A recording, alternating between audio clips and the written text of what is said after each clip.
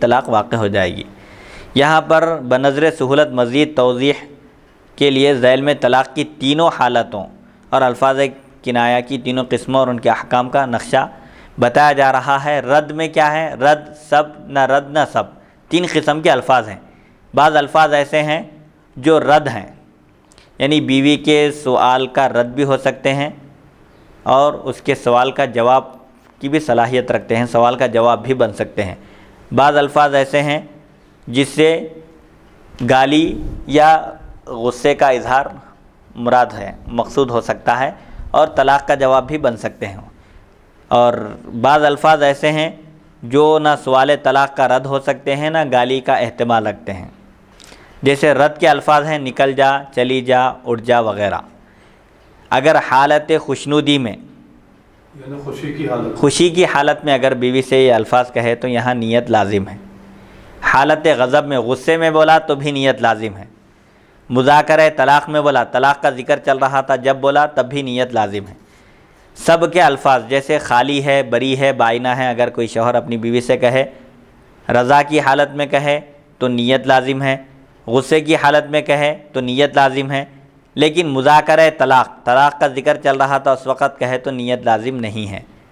اسی طرح وہ الفاظ جو نہ رد کی صلاحیت رکھتے ہیں نہ سب کی صلاحیت رکھتے ہیں، جیسے اگر کوئی شوہر اپنی بیوی سے کہے عدت میں بیٹھ، اپنا رحم صاف کر، تو اکیلی ہے، اگر یہ الفاظ خوشی کی حالت میں کہے تو نیت لازم ہے، غصے کی حالت میں کہے تو نیت لازم نہیں ہے، بغیر نیت کے بھی طلاق واقع ہو جاتی ہے۔ مذاکرہ طلاق کا ذکر چل رہا تھا اس وقت کہے تو نیت لازم نہیں ہے، بغیر نیت کے ہی طلاق واقع ہو جاتی ہے۔ اگر کوئی شوہر اپنی بیوی سے کہے عدت میں بیٹھ، اپنے رحم کو صاف کر، تو اکیلی ہے، یعنی بغیر شوہر کے ہے۔ ان الفاظ کنایہ کے استعمال سے ایک طلاق رجعی واقع ہوتی ہے۔ اچھا، یہاں ایک بات یہ ذہن میں رکھنا چاہیے کہ صریح لفظ سے طلاق رجعی واقع ہوتی ہے اگر ایک مرتبہ کہے، 2 مرتبہ کہے تو طلاق بائن ہوتی ہے، 3 مرتبہ اگر کہے تو طلاق مغلظہ کہلاتی ہے۔ لیکن کنایہ کے الفاظ سے، کنایہ کا لفظ اگر کوئی استعمال کرے اور اسے طلاق دے تو طلاق بائن واقع ہوتی ہے۔ البتہ کنایہ کے الفاظ میں 3 الفاظ ایسے ہیں جن سے طلاق رجعی ہی واقع ہوتی ہے، طلاق رجعی وہ شمار کی جاتی ہے۔ وہ 3 الفاظ کیا ہے؟ عدت میں بیٹھ، عدت گزار، عدت میں بیٹھ، ایک ہی معنی ہے اس کا، عدت میں بیٹھ، اپنے رحم کو صاف کر، تو اکیلی ہے۔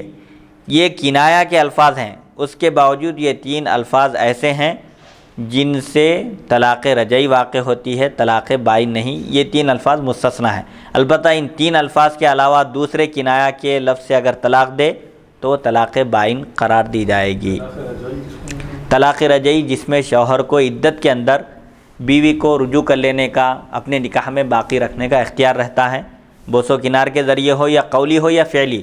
مراجعات کی 2 صورتیں بیان کی گئی۔ قولی یعنی شوہر اگر کہے اپنی بیوی سے ایک طلاق دینے کے بعد، طلاق رجعی دینے کے بعد عدت کے اندر کہے کہ میں تم کو لوٹا لیا، تو بیوی اس کے نکاح میں واپس آ گئی، اور اگر عدت گزر جائے نہ لوٹائے تو پھر وہ طلاق رجعی طلاق بائن ہو جائے گی۔ اب اگر لوٹانا چاہتا ہے عدت گزرنے کے بعد تو پھر جدید مہر اور جدید نکاح کے بغیر نہیں لوٹا سکتا۔ ان 3 الفاظ کے سوا باقی تمام الفاظ کنایہ سے طلاق بائن واقع ہوگی۔ طلاق بائن جو واقع ہوتی ہے کنایہ کے الفاظ سے، وہ کنایہ کے الفاظ کیا ہیں؟ جیسے اگر کوئی شوہر اپنی بیوی سے کہے انتی بائن، تو بائن ہے یعنی الگ ہے، مجھ سے جدا ہے، تو حرام ہے، تو خالی ہے، تو بری ہے، میں نے تجھے چھوڑ دیا، میں تجھ سے الگ ہو گیا، تجھے اپنا اختیار ہے، پردہ کر، دور ہو، باہر نکل، چلی جا، دوسرا شوہر ڈھونڈ لے۔ یہ کنایہ کے الفاظ ہیں، ان الفاظ سے طلاق بائن واقع ہوتی ہے۔ اب اگر اسی بیوی سے اگر وہ نکاح کرنا چاہتا ہے، اس کو پھر دوبارہ اپنے نکاح میں قبول کرنا چاہتا ہے، تو پھر ایسی صورت میں جدید نکاح کرنا ہوگا، جدید مہر، ہاں، نیا نکاح نیا مہر۔ طلاق بائن میں عدت کے اندر بھی نکاح کر سکتا ہے، وہ عدت ختم ہونے کے بعد بھی نکاح کر سکتا ہے۔ تو یہاں پر 3 حالتیں بھی بتا دی گئی۔ کنایہ کے الفاظ استعمال کرے، خوشی کی حالت میں استعمال کرے تو نیت پوچھی جائے گی، نیت اگر طلاق کی ہے تو طلاق واقع ہو جائے گی، نیت اگر طلاق کی نہیں ہے تو طلاق واقع نہیں ہوگی۔